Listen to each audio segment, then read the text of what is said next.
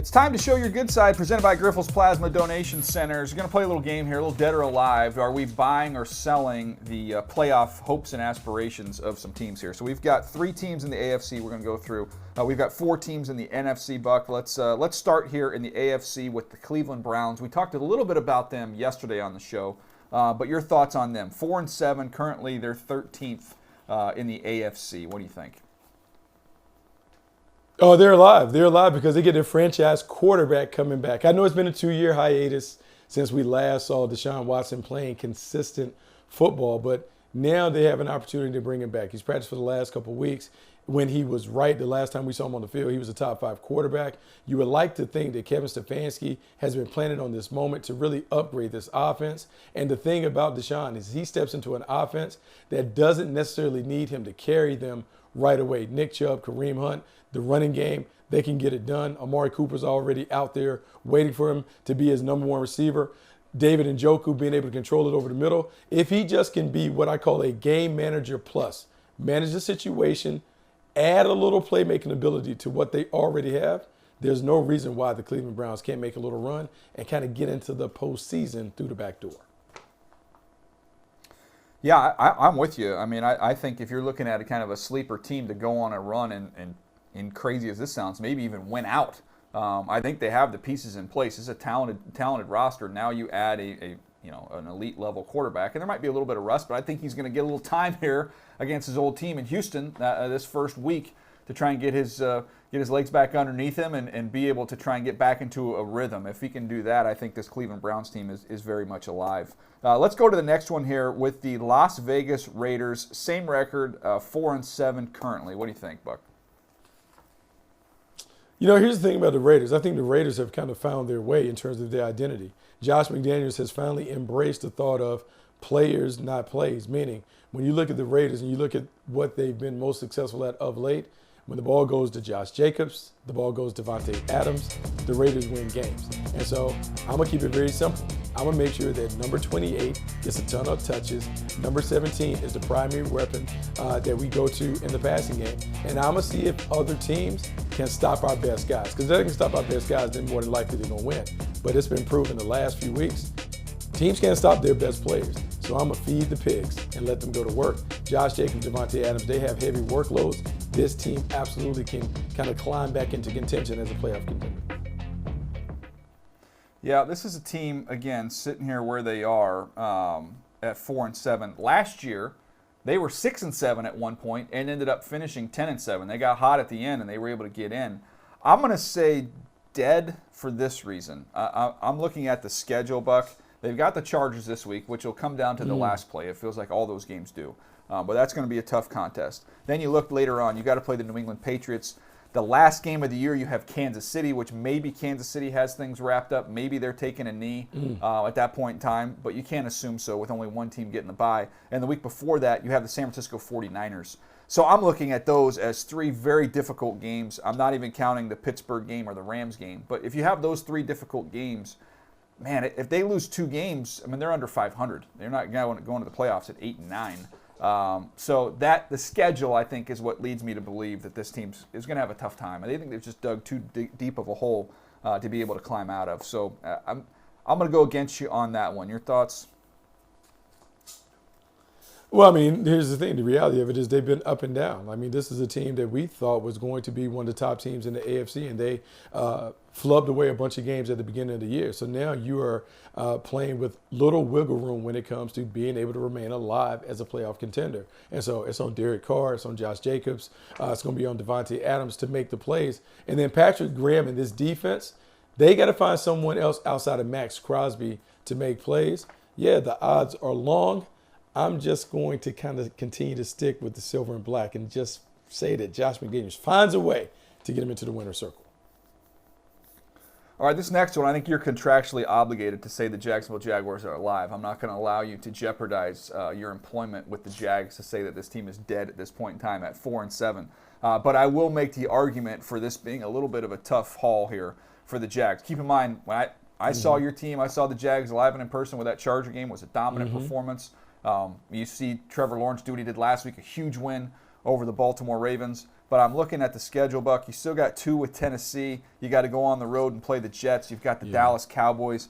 That is a rough schedule for them to try and navigate into the AFC playoffs. I think that's going to be a tall order and a tough ask. It's going to be a tough ask. And here's the thing, DJ, like what's going to happen if you're a Jaguars fan? You're going to look back at the early part of the year and look at some of the games that you may felt like that you gave away. You lose to Houston Texans. You lose to the New York Giants in a game that you had under your control. Those are the ones, even the Denver Broncos, those are the ones that you want to have back, because if you win those games, you have a little cushion.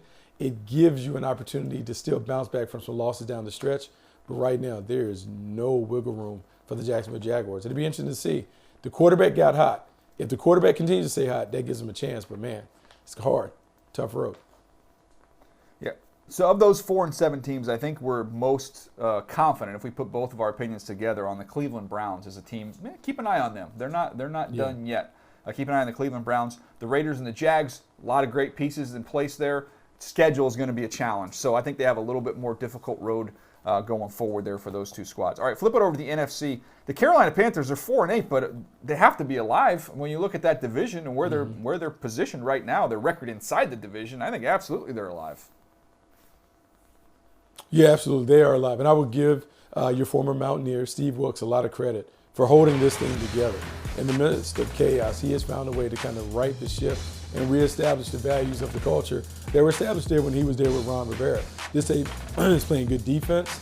Sam Darnold might be a bit of a discovery as a quarterback. They're running the football very well.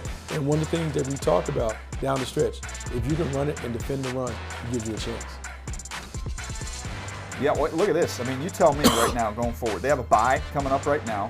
After that, they are at Seattle, who's come back to earth a little bit. You have the Pittsburgh Steelers, who are playing a little bit better, but still under 500. You've got the Detroit Lions, the Tampa Bay Buccaneers. Tampa Bay Buccaneers team you beat 21-3 earlier in the season, and then a struggling New Orleans Saints team. I mean, these are all winnable football games for the Panthers coming down the stretch. Yeah, and this is the thing. This is a team that now has confidence. DJ, they have confidence because they won 3 games at home under Wilkes. They're running the football. They're physically running the football at people, and the defense is beginning to stand up. So if you get that, coming off the bye week, you can build on the things that you've started to establish the last couple weeks. Yeah, it's not out of the realm of possibility to see the Carolina Panthers go on a nice run to end the season and somehow swipe the division crown, because it's right there for them. Yeah, this next one here, I don't think we need to spend much time on them. The Arizona Cardinals, body language-wise, the end of that game, the Chargers game I was just at, not good. Kyler Murray, what he said post-game, not good. There's no good vibes coming out of that organization at this point in time. And talking to some folks there before the game, it's an odd setup to say the least. I can't have much hope for this team trying to turn this thing around this year. Yeah, no, I mean, at some point, this team has to show some toughness, some resolve, some grit, and they haven't been able to do it. So we'll see. Like, you pay the quarterback the amount of money that they pay the quarterback. At some point, the quarterback has to lead them out of this, regardless of the situation, the circumstance, who's available, who's not, who's calling the plays, etc. He has to take his game up a notch, and not only take his game up a notch, but he has to inspire his team through his leadership. One of the things that we just haven't seen. So we'll see if the Cardinals can turn around. But right now, I would say the situation is bleak for the Bird game. All right, let's get to Nabil's Green Bay Packers. I mean, they just gave up over 350 yards rushing. It's not great timing to have this discussion about whether they're dead or alive. It does look like Aaron Rodgers, I guess, said today that he's going to try and play. If he's able to play, he's going to play, which is unfortunate for the Packers because, personally, I'd rather get a look at Jordan Love, use this as an audition for him at the end of the season. So that's a lose-lose for me. But, I mean, I can go through their games and I can look at, Miami, Minnesota, some of these teams they got to play. I could rationalize it that way, but this is just an eye test thing. I mean, this is not a playoff team. As sure as heck is not a playoff defense. No, it's not a playoff defense. They had a tough time. And whenever you give up 300-plus on the ground, I mean, you talk about a copycat lead. That tape couldn't circulate around the league fast enough for teams to figure out game plans to deal with the Green Bay Packers. But the other thing is this, Aaron Rodgers wasn't playing great before, and now he's really injured. How much longer is he going to be available for this team? And if he's not available, if he's hurting, he's banged up, you might as well throw the young guy in there. Because I will say this about Jordan Love. when we watched him play the second half, it might be mop-up duty, whatever. He looks new and improved in terms of a player, more decisive. The accuracy was on point. Just looked very, very comfortable in that offense. Man, why not? If you're sitting there on the edge of being eliminated, you might as well put the young guy in and start building towards the future. No one wants to hear that, but guess what? That's the reality. Yeah, that's true. 100%. It's a missed opportunity not to get a chance to see Jordan Love coming down the stretch here. Last one here, the Detroit Lions. They are 4-7 right now, but a team that's won 3 of their last 4, and we most recently saw them on Thanksgiving give Buffalo all they could handle. They end up dropping that game by 3 points, but they're playing excellent football as of late. You look at their schedule going forward: Jacksonville, Minnesota, at the Jets, at the Panthers, the Chicago Bears, at the Packers. I mean, look, the Jacksonville's a solid team. Minnesota is a really good team. The Jets are a good team. I mean, they're playing great ball, Buck, but I don't know if the schedule is going to afford them what they need to be able to get in the back door here. Yeah, they don't necessarily have enough cupcakes, but here's what I will say that they have. They have an identity, and, man, their brand, people are already talking about how tough and physical this team is. And when you get late in the year, when it really matters, and even though this is a dome team, they play the kind of football that gives you an opportunity to win in December, in January. They can run the football. They're physical up front. They have a solid offensive line. Jared Goff is a nice manager who has also won at a higher level, so he understands how to play great situational football and make the plays that are there to be made. But of late, DJ, the defense is playing better. It's not great. It's not a shut-you-down defense, but they've been opportunistic. They created opportunities for the offense, and the offense has cashed in.